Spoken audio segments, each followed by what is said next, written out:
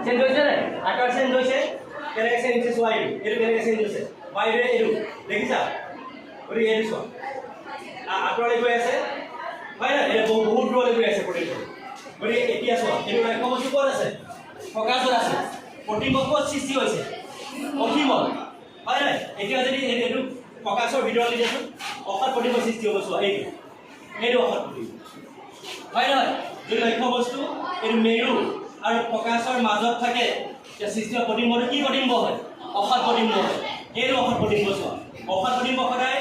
দাপোনৰ কোনফালে সৃষ্টি হয় পাছফালে সৃষ্টি হয় অসৎ প্ৰতিবিম্বটো সদায় কি হয় থিয় হয় হয় নহয় অসৎ প্ৰতিবিম্ব কি হ'ব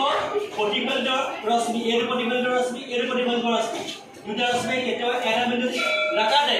ইহঁতে যদি পাছফালে এক্সটেণ্ড কৰা হয় এইটো বিন্দুত একেলগ হোৱা যেন লাগে হয় নহয় ইয়াত অসৎ প্ৰতিবিম্ব সৃষ্টি হৈছে হ'বনে